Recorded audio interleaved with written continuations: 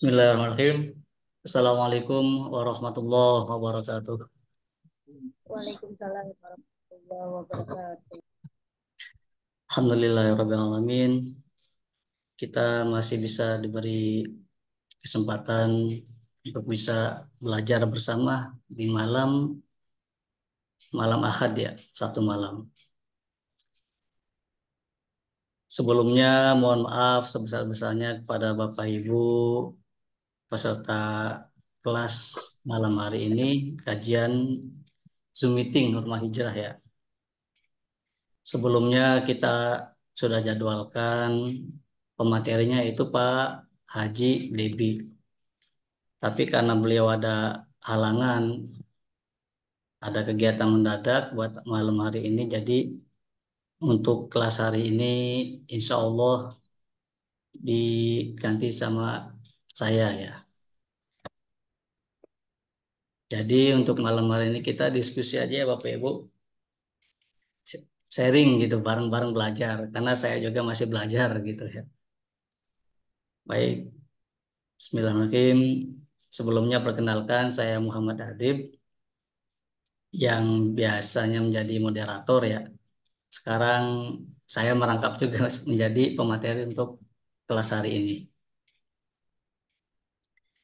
Saya lulusan IAIN Syekh Nurjati Cirebon ya tahun 2023. Ini untuk materi pada malam hari ini yaitu amalan utama di bulan Zulhijjah. Selain haji dan berkurban. Pada minggu kemarin pada kelas sebelumnya yang dibawakan oleh Pak Debi, kita sudah membahas hikmah dari haji dan berkurban. Nah, sekarang kita akan coba mengulik nih Bapak Ibu. Kita akan mencoba membedah, kita akan coba belajar apa aja sih amalan yang utama di bulan Dzulhijjah selain haji dan berkurban.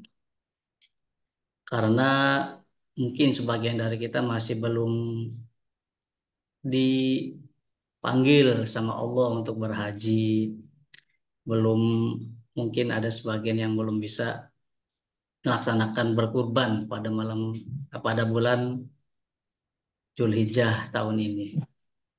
Semoga dengan amalan-amalan yang kita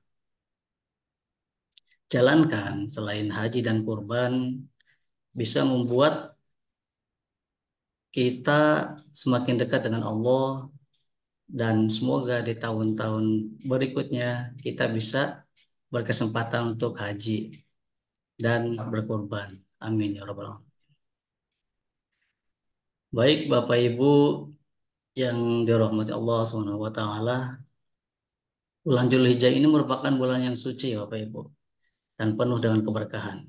Karena di bulan ini banyak momen yang dulu para nabi sebelum kita jauh-jauh tahun berabad-abad tahun yang lalu itu kan sejarah berkurban gitu kan ada nabi dari zamannya Nabi Ibrahim alaihissalam, Nabi Ismail alaihissalam, yang mana Allah memberikan petunjuk gitu ya kepada Nabi Ibrahim untuk menyembelih putranya, putra tercintanya yaitu Nabi Ismail alaihissalam.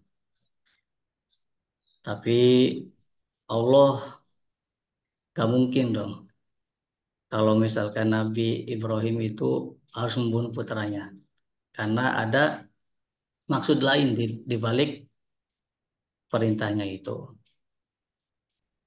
Karena ketaatan Nabi Ibrahim dan Nabi Ismail juga nurut kepada orang tuanya gitu ya. Jadi mereka pun melaksanakan perintah Allah yaitu untuk menyembelih Ismail alaihissalam. Tapi ketika Nabi Ibrahim mau menyembelih Ismail, Allah seketika menggantikan Nabi Ismail itu menjadi hewan gitu ya, domba untuk dikorbankan. Nah, ini selain pelaksanaan haji dan kurban juga terdapat beberapa amalan sunnah yang dapat kita lakukan untuk meningkatkan ketakwaan kita kepada Allah Subhanahu wa taala. Baik.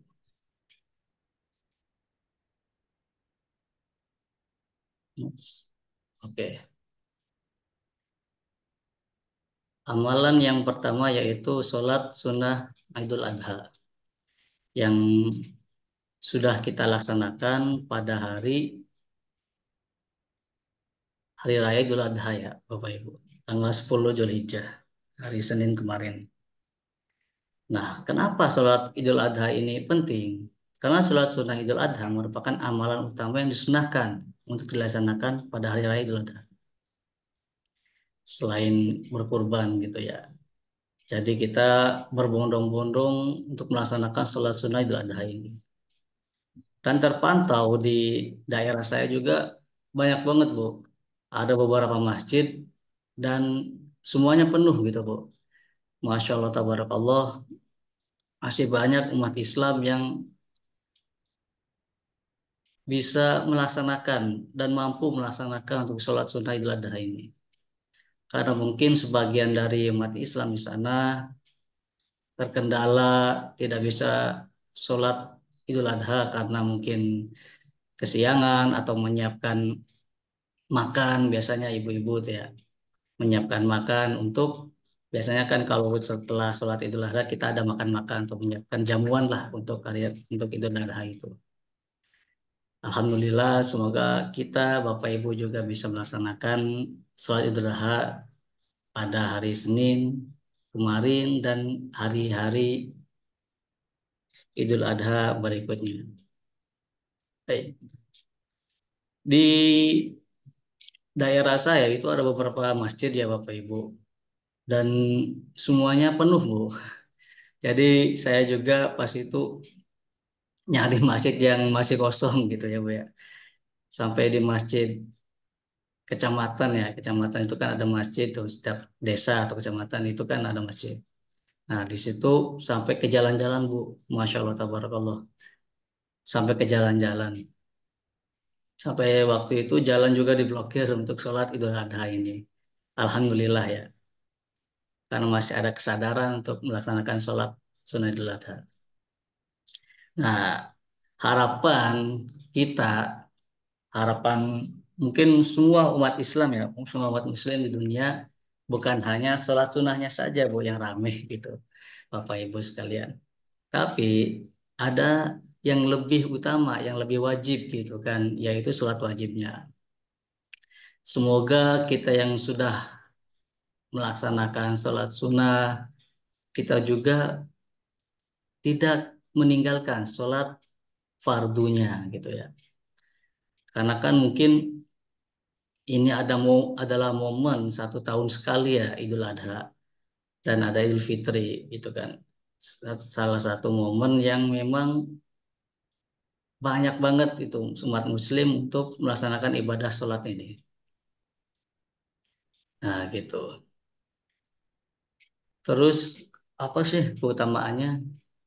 Nah, salah satu keutamaan dari sholat sunnah Idul Adha ini yaitu untuk atau sebagai pemutus kemiskinan nih Bapak Ibu dan menolak bala. Jadi kan di bulan yang suci ini, bulan Zulhijjah, kita dianjurkan untuk berbagi ya Bapak Ibu. Salah satunya yaitu dengan berkorban. Nah, sebelum berkurban, biasanya kan kita diawali dulu dengan sholat sunnah gitu. Sholat sunnah Idul Adha. Karena kurban akan sah dilaksanakan ketika setelah sholat sunnah Idul Adha, waktunya tuh, Bapak Ibu, setelah sholat sunnah Idul Adha sampai 3 hari setelah Idul Adha, yang biasa kita sebut dengan hari tasyrik gitu ya, tanggal 11, 12, dan 13 gitu. Nah, ini untuk tata caranya mungkin Bapak Ibu juga udah paham ya, udah sering juga menjalankan gitu ya. Yaitu sholat ini terdiri dari 2 rakaat dengan 7 kali takbir pada rakaat pertama dan 5 kali takbir pada rakaat kedua.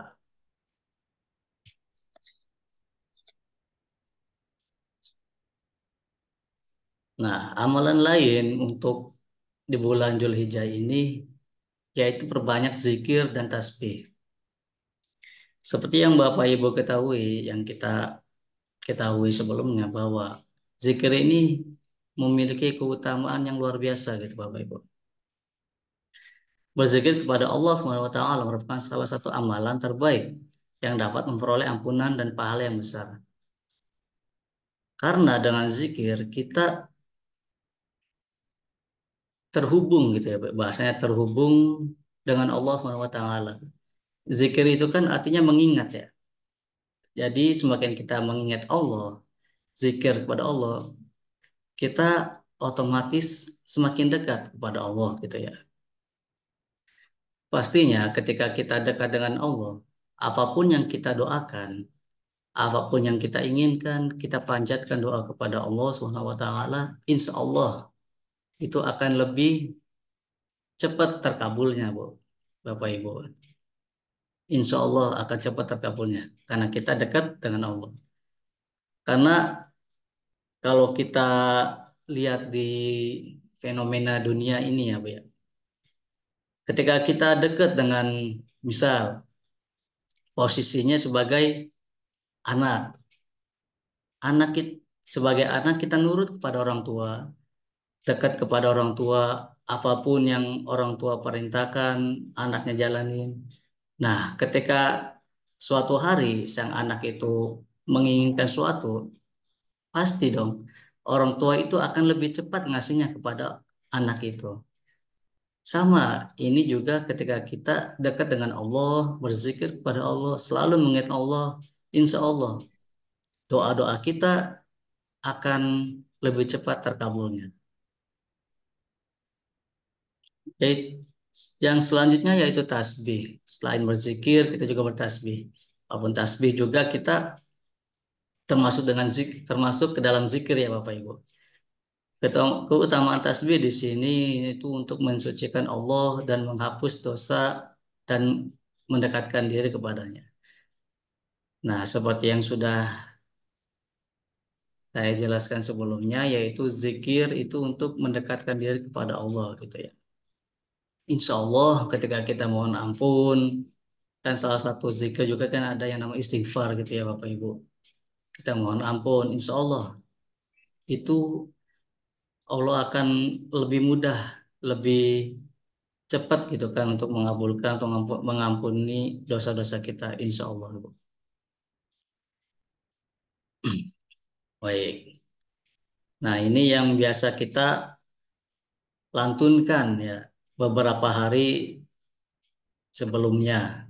Perbanyak membaca tasbih, tahmid, takbir, dan bacaan lainnya untuk memuji kebesaran Allah. Allahu Akbar, Allahu Akbar,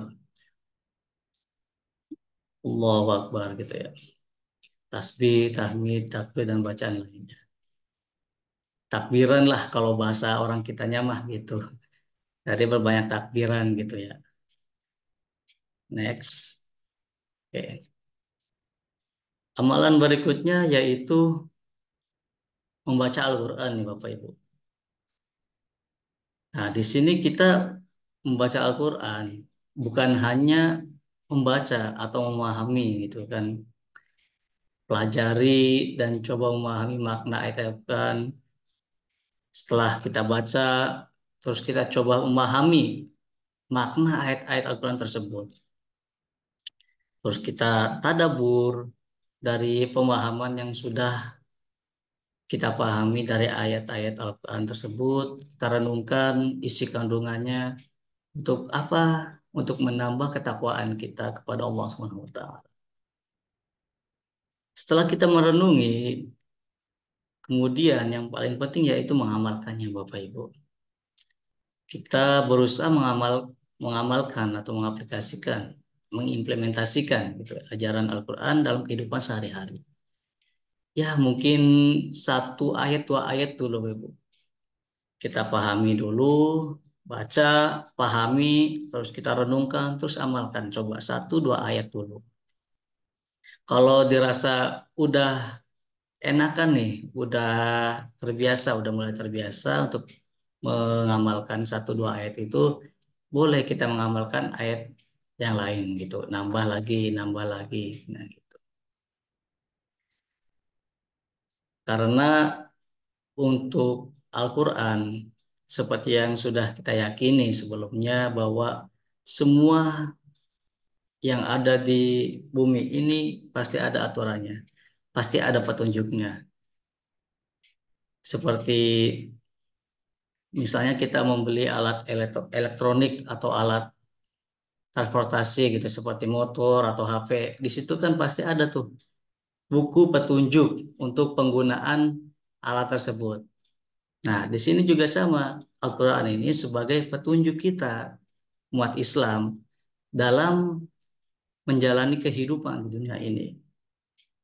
Gimana caranya kita menjalani dunia ini, terus bersosialisasi kepada makhluk lainnya, kepada manusia, gitu kan. Bagaimana caranya beribadah untuk membekali diri, gitu kan, untuk pulang nanti ketika kita sudah waktunya untuk menghadap Allah Subhanahu wa taala. Jadi sedikit demi sedikit kita amalkan. Jangan langsung brek semuanya gitu kita amalkan. Mungkin itu terlalu berat untuk kita ya Bapak Ibu. Jadi dikit-dikit aja Bapak Ibu. Satu dulu, dua dulu, tiga dulu, dan seterusnya.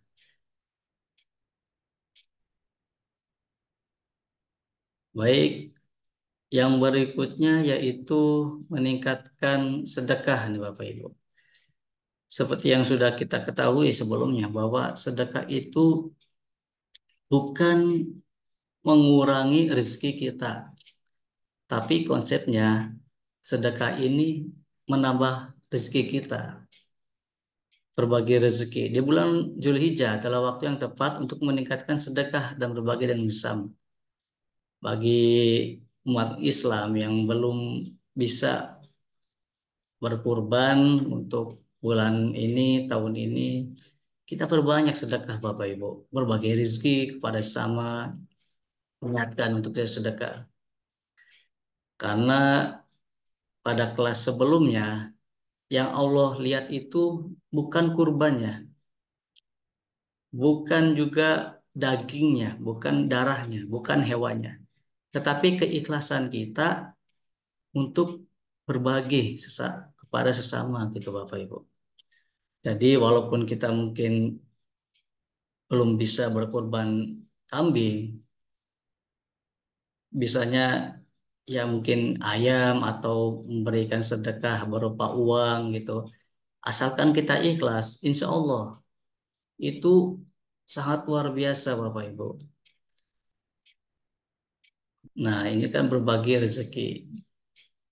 Berbagi rezeki, kepedulian sosial, bersedekah juga dapat menumbuhkan rasa kepedulian sesama yang membutuhkan.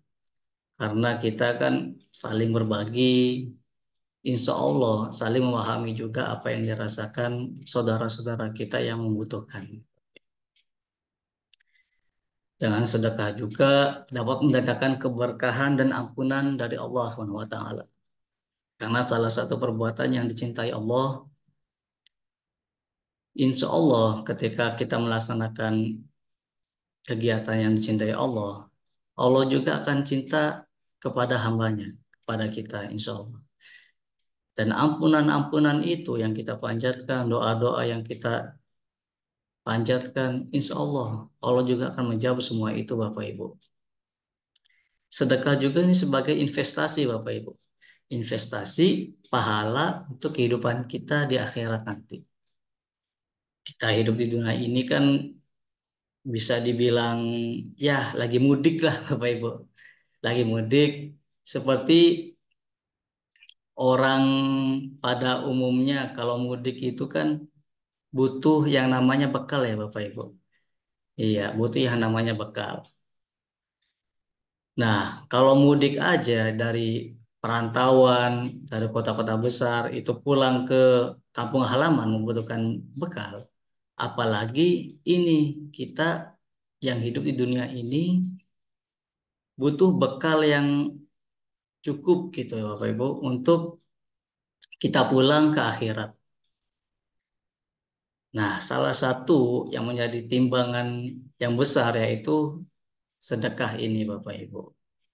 Insya Allah dengan kita mengumpulkan bekal yang cukup sehingga kita bisa pulang dengan tersenyum gitu Bapak Ibu. Jadi karena bekalnya cukup, mudik pun enak gitu Bapak Ibu. Itu. Oke, next. Yang selanjutnya yaitu memperbaiki hubungan. Nah, kita kan biasanya kalau di hari-hari besar, hari raya seperti Idul Fitri, Idul Adha, kita ada momen ketika kumpul bersama, kumpul bareng-bareng dengan kerabat, dengan keluarga yang mungkin pada hari-hari biasa kita nggak bisa kumpul, tapi di momen ini kita diberikan kesempatan oleh Allah untuk bisa berkumpul, bersilaturahmi kepada keluarga kita, kerabat kita, dan teman-teman kita gitu ya. Kita saling bermaaf-maafan. Biasanya kan kalau kita di Idul Fitri, Idul Adha, maaf-maafan dengan saudara, kita silaturahmi dengan mereka gitu kan. Karena dengan kita bermaaf-maafan, silaturahmi, insya Allah rezeki kita juga akan saling mengalir gitu ya. Lebih mudah ngalirnya gitu Bapak Ibu. Karena kan Allah sangat membenci umatnya yang memutus tali silaturahmi Bapak Ibu. Nah, kalau Allah membenci ketika umatnya memutus silaturahmi, kebalikannya Allah sangat mencintai orang-orang yang selalu menjaga, memperkuat tali silaturahmi Bapak Ibu. Sangat senang sekali Allah. Dengan sanak saudara, dengan teman. Jadi bukan hanya dengan saudara-saudara kita, bukan hanya dengan keluarga kita, tapi dengan teman juga kita jalan silaturahmi. Ada kesempatan untuk berjabat tangan, kita jabat tangan, Bapak Ibu. Karena sebuah hadis mengatakan bahwa ketika kita berjabat tangan sesama muslim, yang misalnya laki sama laki atau perempuan sama perempuan, insya Allah dosa-dosa itu yang ada di keduanya itu berguguran Bapak Ibu. Nah, untuk dalilnya saya lupa ya. Saya lupa itu diriwayatkan oleh siapa, tapi kata ustadz saya kayak gitu, Bu. Ketika kita bermaafan, salaman tuh laki sama laki, perempuan sama perempuan, insya Allah dosa-dosa yang melekat dari kedua orang itu, kedua muslim itu, insya Allah berguguran. Asalkan di hatinya ikhlas, Bapak Ibu. Salaman ikhlas gitu, saling memaafkan. Insya Allah dosa-dosa itu akan digugurkan oleh Allah Subhanahu wa taala.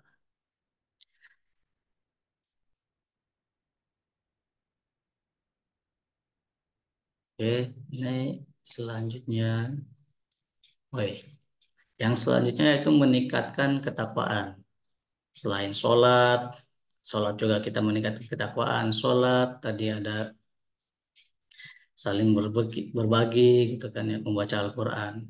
Dan ini kita salah satu, salah tiga mungkin ya. Tadi kan salah satu, dua, tiga, ini salah empat berarti. Yang berikutnya yaitu ikhlas, introspeksi, dan istiqomah Bapak Ibu. Ikhlas dalam hal apa? Ikhlas dalam memperbarui niat kita dalam beribadah Bapak Ibu. Kadang kita kan beribadah karena mungkin ada sebagian yang masih memikirkan dunia gitu kan. Beribadah karena sebagian dari mereka itu hanya apa bahasanya ya, mencari popularitas gitu. Biar dipandang sama orang gitu, biar dipandang sama tetangga, biar dipandang sama saudara. Wah, ini nih anaknya bapak ini, anaknya bapak itu, anaknya ibu ini, ibu itu rajin banget apa ibadahnya, rajin banget sedekahnya, rajin banget sholatnya, rajin banget ngajinya. Tapi balik lagi ke hatinya, ke niatnya gitu. Kalau niatnya baik, insya Allah itu akan baik juga Bapak Ibu. Akan berbuah pahala. Tapi kalau niatnya ria, mohon maaf, kalau niatnya ria, ingin dipuji orang, ingin disanjung-sanjung sama saudara, itu efeknya fatal sekali Bapak Ibu. Karena kan Allah tidak suka kalau misalkan kita beribadah, itu bukan menyembah kepada Allah, tapi menyembah dunia gitu Bapak Ibu. Kita beribadah karena dunia, kita beribadah karena tadi supaya terlihat soleh di mata orang-orang gitu. Itu jangan ya Bapak Ibu. Kita perbaiki niat supaya apa? Supaya Allah juga memberikan pahala yang luar biasa kepada kita.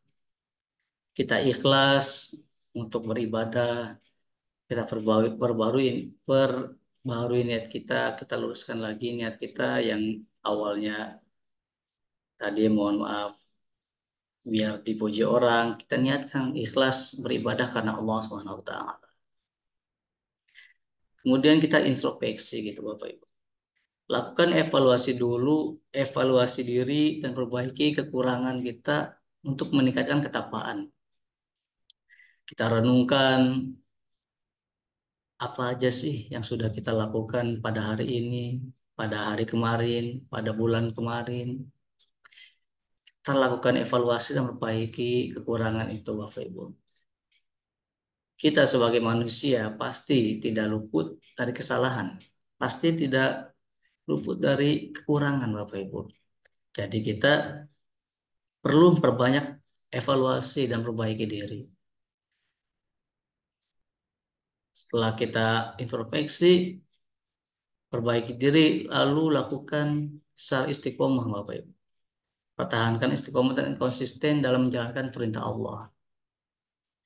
Kita belajar dari mulai yang mungkin bisa kita jangkau gitu Bapak Ibu. Kalau kayak misalkan sholat, yang sholatnya mungkin masih bolong-bolong, kita belajar istiqomah untuk sholat nggak bolong-bolong lagi gitu Bapak Ibu. Kalau sholatnya udah nggak bolong-bolong lagi, kita tingkatkan lagi.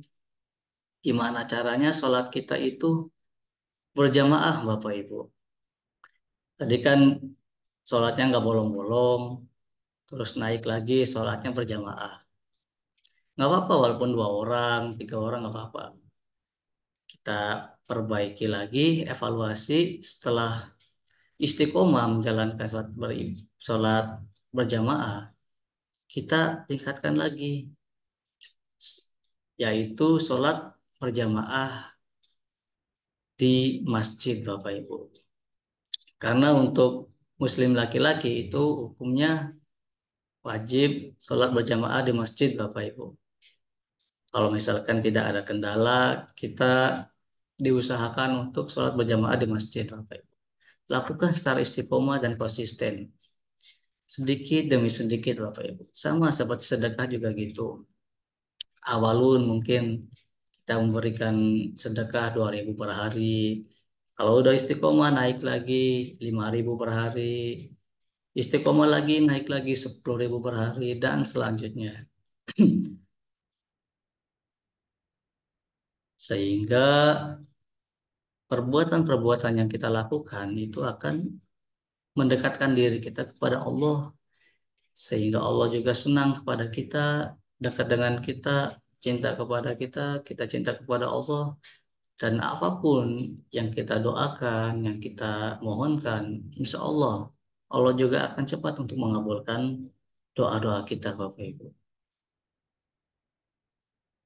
Nah, ini perbanyak doa. Doa haji dan kurban. Kita panjatkan doa terbaik haji dan kurban. Kita yang belum bisa haji dan mungkin belum bisa berkurban untuk tahun ini, kita doa. Jangan putus doanya Bapak Ibu. Kita doa semoga diberikan kesempatan untuk melaksanakan ibadah haji dan kurban pada tahun-tahun berikutnya. Doa kebaikan juga. Kita panjatkan doa dan mohon kebaikan ampunan dan ridho Allah Subhanahu wa taala. Kita juga berdoa untuk memperoleh kedamaian nih Bapak Ibu. kita panjatkan doa untuk keselamatan, kesehatan, keberkahan. Dan doa yang mungkin Bapak Ibu kita kenal dan sering doakan yaitu ada yang namanya doa sapu jagat ya Bapak Ibu. Yang biasa kita kenal dengan doanya bunyinya gini, Robbana atina fid dunya hasanah wa fil akhirati hasanah wa qina adzabannar. Yang mana doa itu kita memohon kepada Allah untuk diberikan keselamatan, kesejahteraan gitu ya, kebahagiaan di dunia dan di akhirat dan dijauhkan oleh api neraka. Wa qina adzabannar.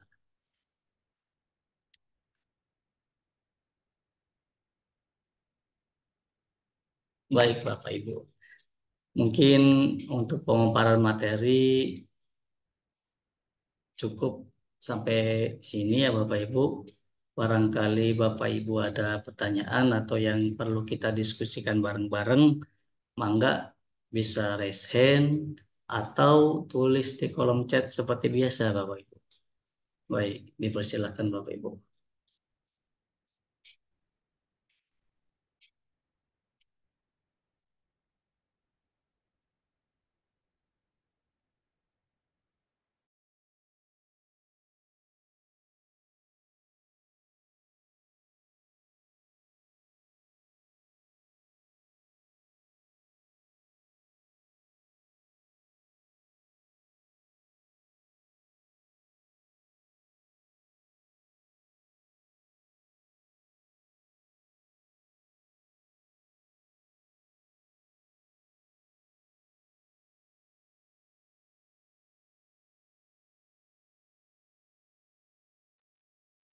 Mangga Bapak Ibu, barangkali ada yang mau kita diskusikan bareng-bareng pada kesempatan hari ini, dipersilakan. Bisa seperti biasa raise hand, angkat tangannya, atau bisa juga menulis di kolom chat ya Bapak Ibu.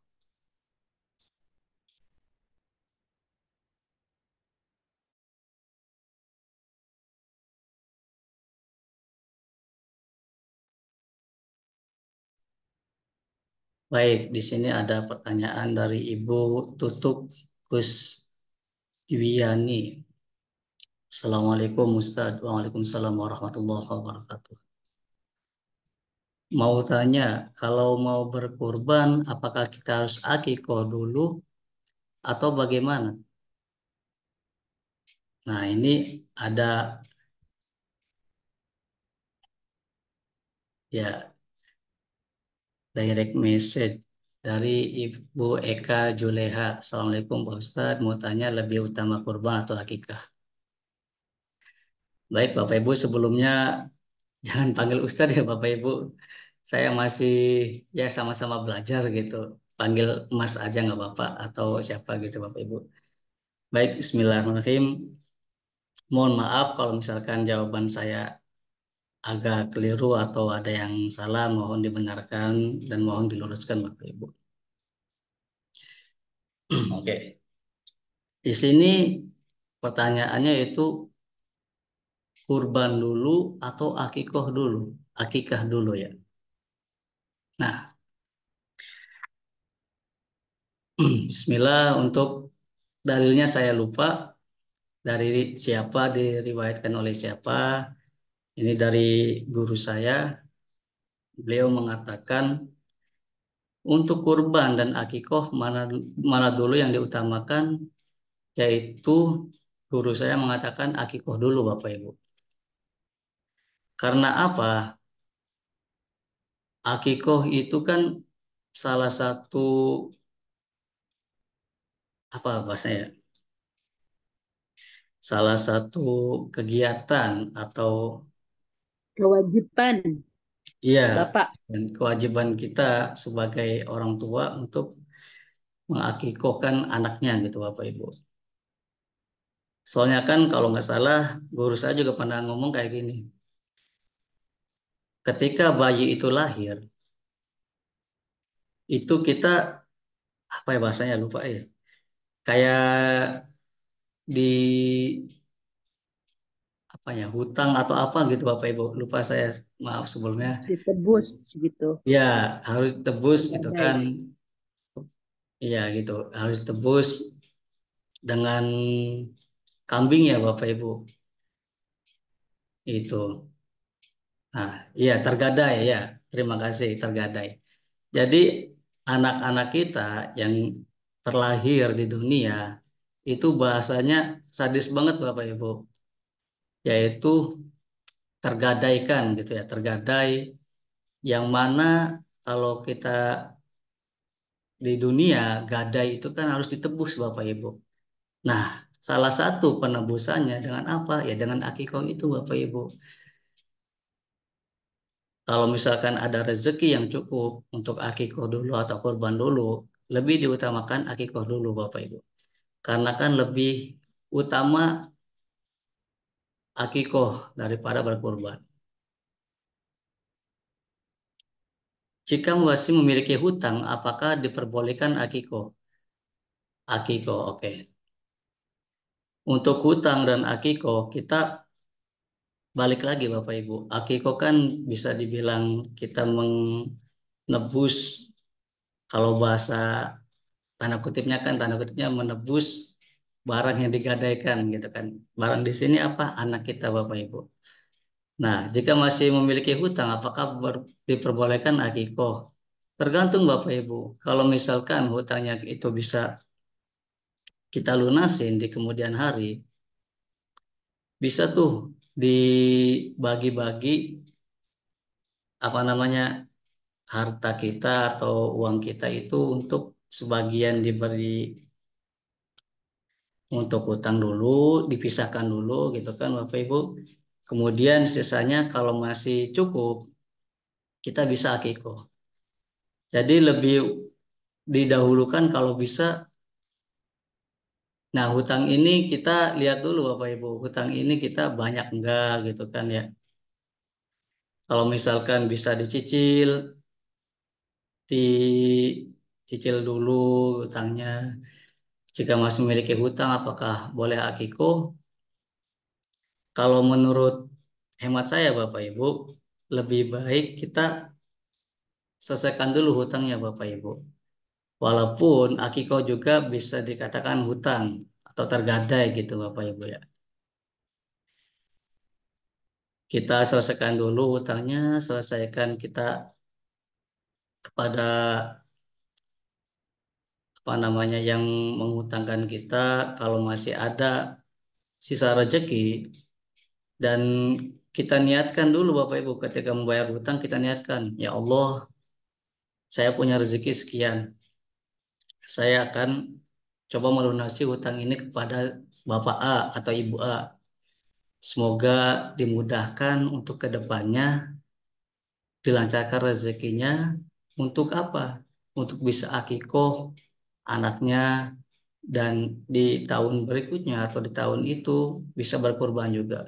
Insya Allah Bapak Ibu, kita niatkan yang terbaik. Tadi kan sebelumnya kita udah menyinggung sedikit bahwa luruskan dulu niatnya Bapak Ibu. Kita membayar hutang, niatkan untuk melunasi hutang dan meminta keriduan kepada Allah untuk dilancarkan rezekinya Bapak Ibu. Seperti itu.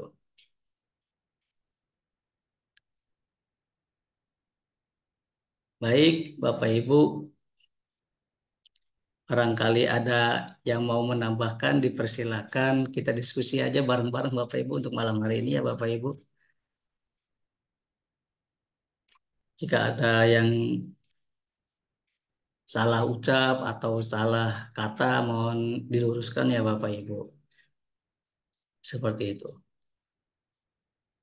Baik, dipersilakan. Barangkali ada yang mau didiskusikan lagi terkait amalan apa aja sih yang perlu kita tingkatkan gitu di bulan Dzulhijjah ini. Nah, amalan-amalan yang sudah kita paparkan tadi sebelumnya, bukan hanya kita lakukan, bukan hanya kita implementasikan di bulan Dzulhijjah aja Bapak Ibu. Tapi di bulan-bulan yang lain, mestinya kita juga harus mengamalkan itu, Bapak Ibu.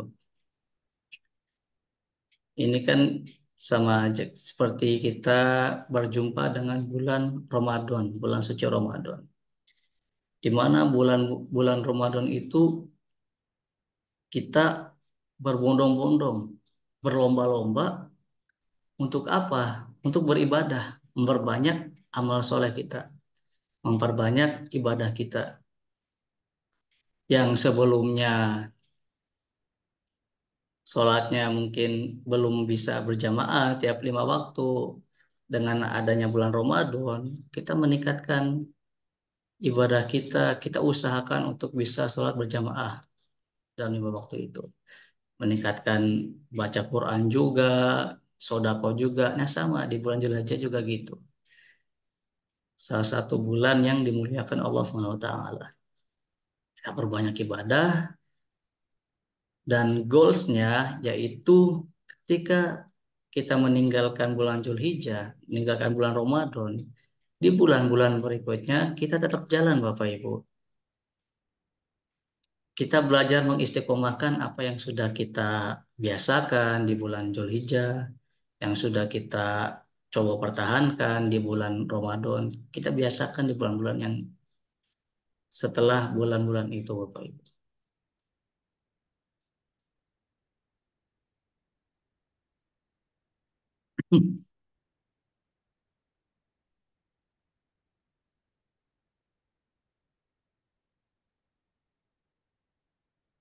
Baik, di sini ada pertanyaan dari Ibu Eka Julaiha, SPDI. Ibu ini ngechatnya di direct message ya, Bapak, Ibu, Bu Eka. Jadi peserta lain mungkin nggak kelihatannya, Bapak Ibu.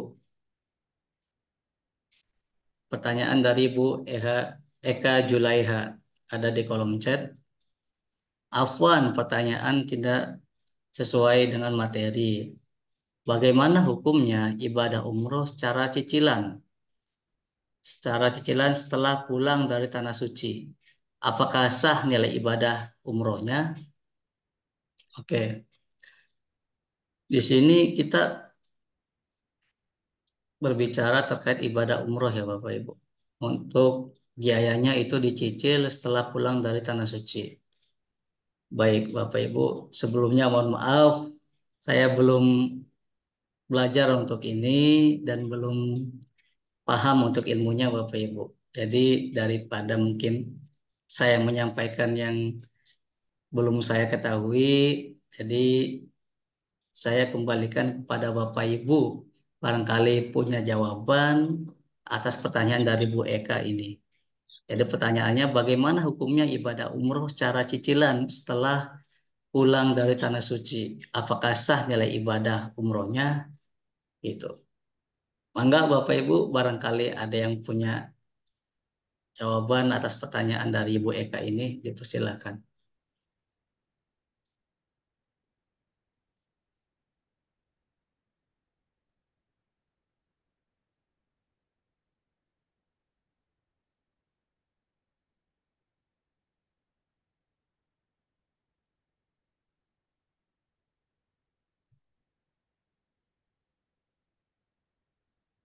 Saya teruskan untuk chatnya di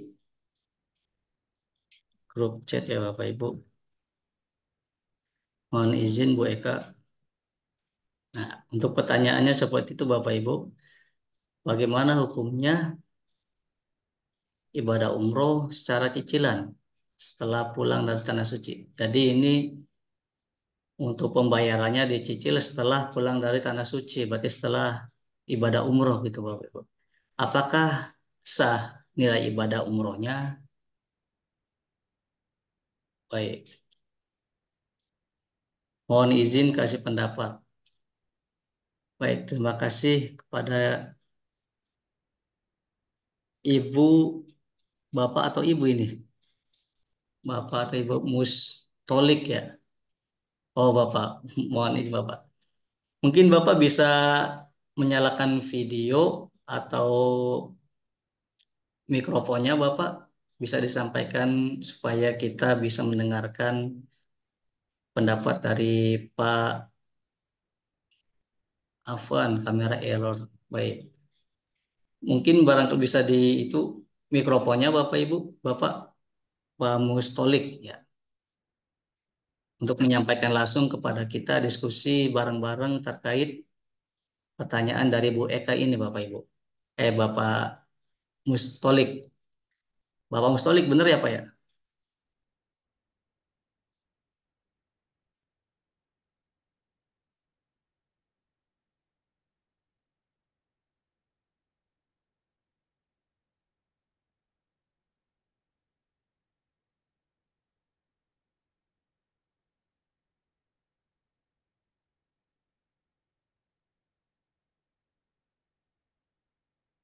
Waduh, baik, baik. Mungkin, Bisa dia ya.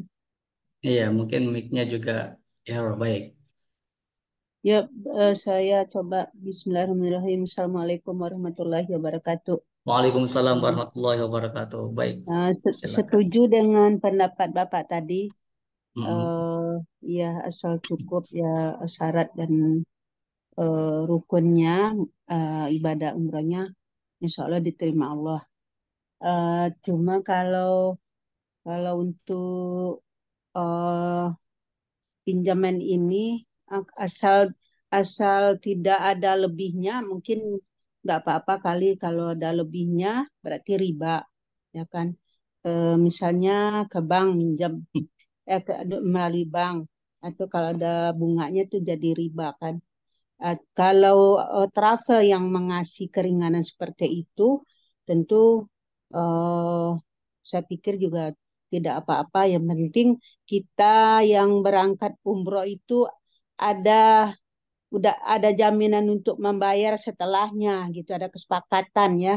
Ya mungkin di pikir saya juga nggak apa-apa, tapi saya juga belum menemukan dalilnya. Nanti saya juga coba cari. Ya barangkali gitu aja. Yang penting pinjam tidak riba gitu ya. Atau yang ngasih kesempatan itu kan travelnya. Atau kalau travel mainin ke bank ya itu riba gitu. Itu aja, hindari riba aja. Nah itu atau kalau mau ya mendingan nabung dulu. Jadi benar-benar sesuai dengan kemampuan kita. Ketika mampu itu wajib kan begitu. Ketika ada kemampuan maka berdosalah seseorang itu jika dia tidak berhaji kan gitu. Nah, jadi kalau seandainya belum ada kemampuan ya mungkin belum belum wajib hukumnya, belum kena belum kena kewajiban gitu ya. Mendingan nabung dulu aja jadi biar tidak was-was ya. Tapi namun demikian ada sih travel yang memberikan kesempatan. Oke, barangkali gitu aja. Kemudian yang tadi tentang akikoh sama utang tadi ya, dua-duanya itu saya nambahkan dikit, dua-duanya amanah ya kan, amanah yang harus diselesaikan oleh orang tuanya, baik yang berutang maupun yang mengakikahkan anaknya. Nah akikah ini kan ada jangka waktu ketentuan dari agama kita, agama Islam ya. Dapat sunnah ketika 7 hari, 14 hari, 2 kali 7, 3 kali 7, sampai 40 hari kan begitu. Di luar itu ya tidak dapat sunnah lagi, tapi masih ada kewajiban yang harus ditebus oleh orang tuanya. Sehingga sampai dia dewasa, jika seandainya orang tuanya belum mengakikahkan dan orang tuanya masih tidak sanggup, nah dia boleh mengakikahkan dirinya sendiri kan gitu. Itu yang pernah saya pelajari. Jadi saking wajibnya kita boleh mengakikahkan diri sendiri. Ini namun demikian untuk generasi-generasi sekarang nih saran aja, dan ini yang pernah saya lakukan juga kepada anak-anak saya ketika mulai hamil, jadi menabung gitu, menabung karena diniatkan untuk setelah lahir mau mengakikahkan anak. Nah, insya Allah akan dipermudah sama Allah. Ada rezekinya masing-masing, akan dikasih rezeki sama Allah. Seperti bayi itu sendiri belum lahir sudah ada sediakan ASI sama Allah. Nah, tinggal kita meluruskan niatnya gitu, menguatkan niat, insya Allah Allah bersama kita. Barangkali gitu aja. Terima kasih. Assalamualaikum warahmatullahi wabarakatuh. Waalaikumsalam warahmatullahi wabarakatuh. Baik, terima kasih Bu Haja Wilhaida yang sudah memaparkan pendapatnya terkait pertanyaan Bapak Ibu ya. Terima kasih juga kepada Bapak Mustolik. Jadi begitu Ibu Eka ya. Bagaimana hukumnya ibadah umroh secara cicilan setelah pulang dari tanah suci? Apakah sah ibadahnya? Ya, untuk ibadahnya sah asalkan terpenuhi rukun, syarat dan rukunnya. Itu ibadah akan sah secara syar'i. Jadi dan dipertegas oleh Ibu Hajah Yul Haidah ada komitmen gitu ya. Setelah kita umroh itu kita bisa melunasi apa yang belum kita lunasi sebelumnya. Dan ada notis ya, ada catatan asalkan pelunasannya itu, cicilan itu tidak mengandung riba ya Ibu. Itu. Jadi masih diperbolehkan insya Allah untuk ibadahnya juga diterima oleh Allah Subhanahu wa taala. Dan tadi ada saran dari Ibu Hajah Yul Haidah lebih baik untuk ibadah haji, umroh itu kita kumpulkan dulu ya Ibu. Kumpulkan dulu sekiranya kita sudah cukup, kita mampu untuk berhaji atau berumroh, baru kita daftar gitu Bapak Ibu, menjalankan ibadah itu. Baik, Iya, terima kasih. iya. Ya. Tapi Pak, tambahan sedikit, Mm-mm, umroh apa namanya, travel-travel itu, ya mm-mm, yang penting dilihat travel yang bisa dipercaya itu boleh juga kita titip dulu DP gitu ya, sehingga mm, betul-betul udah niatnya, tinggal mm. ditambahin tambah tiap-tiap bulan gitu ya. Nah, jadi insya Allah itu lebih kuat. Dan kalau yang belum, ya kita niat dulu aja. Setiap habis sholat paling tidak, ya Allah takdirkanlah saya sama keluarga saya untuk umroh dan haji tahun ini. Baca aja saban hari, saban saban waktu gitu. Insya Allah dari niat yang kita ucapkan itu pun kita sudah dapat pahala, ya kan? Ah, Betul, jadi Bu. jadi kita tidak, jangan pelit-pelit bentuk berdoa, ya kan? Kata Allah, siapa yang berdoa akan kukabulkan. Jadi gitu insya Allah itu untuk mempermudah kita ke tanah suci. Amin ya rabbal alamin. Terima Amin. kasih. Baik, terima kasih Ibu Hajah Yulaida. Baik, Bapak Ibu, dipersilahkan barangkali ada yang mau menambahkan lagi atau mau diskusi lagi terkait materi kita pada malam hari ini, bisa chat di kolom chat, tulis di kolom chat atau bisa juga resen. Kita diskusi bareng-bareng Bapak Ibu di kelas malam hari ini.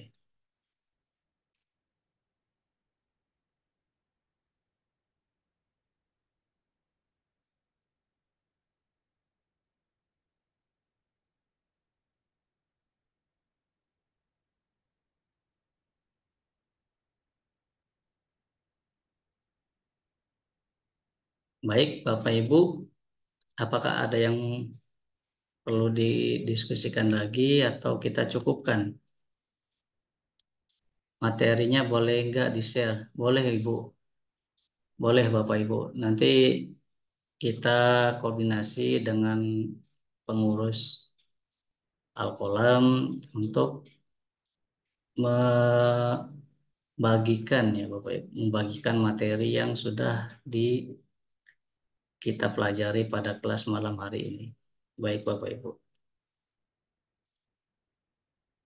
Baik, jika dirasa cukup, mungkin kita bisa akhiri dulu kelas pada malam hari ini ya Bapak Ibu.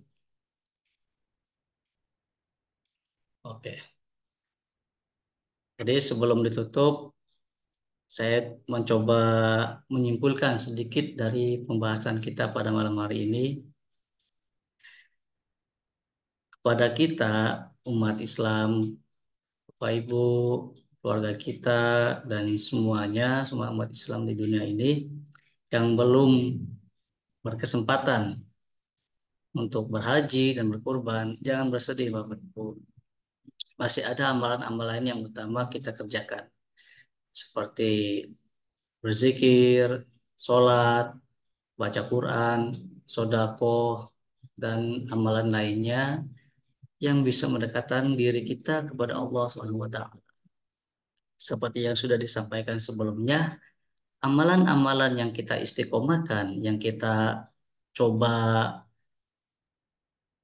konsistenkan pada bulan-bulan suci seperti Ramadan, seperti bulan Zulhijjah, diupayakan, diusahakan juga itu diteruskan di bulan-bulan berikutnya Bapak Ibu. Supaya apa? Supaya kita semakin dekat dan semakin cinta kepada Allah Subhanahu wa taala. Baik Bapak Ibu, mungkin kita cukupkan untuk kelas hari ini. Bila ada kesalahan, kekurangan, kami mohon maaf. Sebelumnya juga dari awal waktunya kita rada ngaret ya Bapak Ibu. Mohon maaf sebelumnya ada kendala teknis juga. Tadi sempat keluar Zoom karena jaringannya nggak stabil di sini Bapak Ibu. Dan Alhamdulillah ini kita bisa melaksanakan kelas hari ini, malam hari ini dengan rada lancar gitu Bapak Ibu. Baik, mohon maaf karena banyak kekurangan. Yang baik-baik itu datangnya dari Allah Subhanahu wa taala dan yang salah, yang buruk itu datangnya dari diri saya sendiri. Terima kasih atas perhatiannya. Bila bila taufiq wal hidayah. Wassalamualaikum warahmatullahi wabarakatuh. Waalaikumsalam warahmatullahi wabarakatuh. Kita akhiri dengan doa kafaratul majelis. Subhanakallahumma bihamdika asyhadu an la ilaha illa anta astaghfiruka wa atubu ilaik. Terima kasih Bapak Ibu. Semoga ilmunya bermanfaat bagi kita semua. Amin ya rabbal alamin.